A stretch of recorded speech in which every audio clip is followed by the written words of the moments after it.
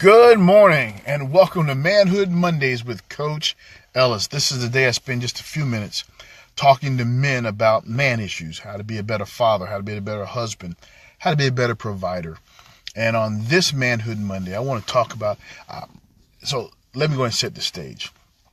I recently saw this movie, and in this movie, this guy was pursuing his dream, and the woman in his life wasn't getting the idea of his dream. And so Lady D, it brought to mind as I was reading comments about this movie, he said, what happens when your wife interferes with your life?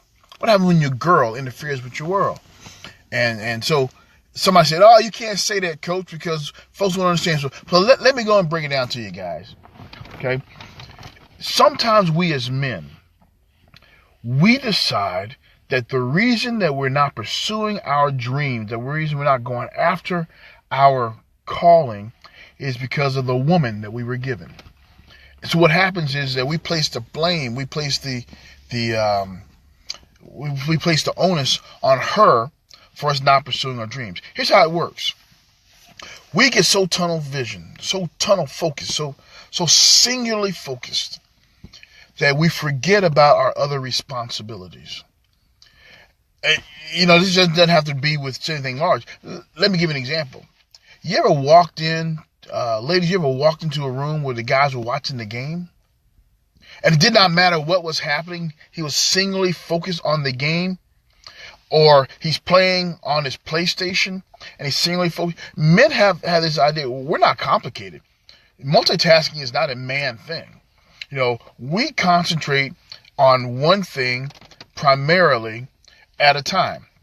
We may quickly switch between them, but we concentrate on one thing. So if we're pursuing our dream, if we're building a battery, if we're developing an app for a phone, if we're building a speaking business, if we're building a janitorial business, as we build our dreams, we become so tunnel vision that we do not see the big landscape. Here's the thing, men. Our wives incubate our dreams.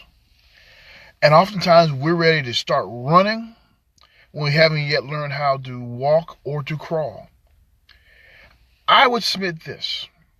If you're sharing your dream with your life partner, with your life mate, if she is incubating your dream, it's like incubating a child, right? It was your vision. It was your seed. But it has to go into a place of gestation that it is prayed over, is thought over, it is mulled over. It is in that developmental stage in the early places. And we as men, because we don't understand the process of birth, we want to jump right to the good part. Let's start playing with the kids. Let's start making the money.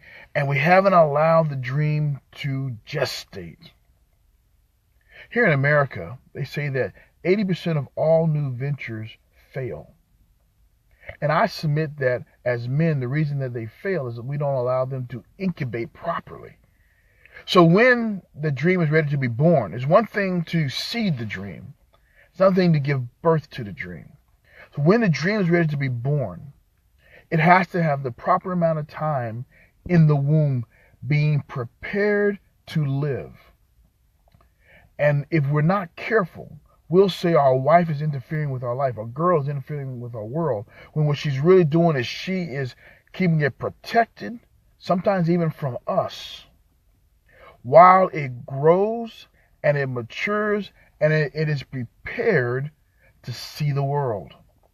So instead of blaming her for standing in your way, for being a dream killer, and there are some dream killers, but instead of blaming her for being in the way, bless her for protecting it long enough for it to be nurtured till it's ready to birth. Now, ladies, this is for you, and I want to be very clear about this.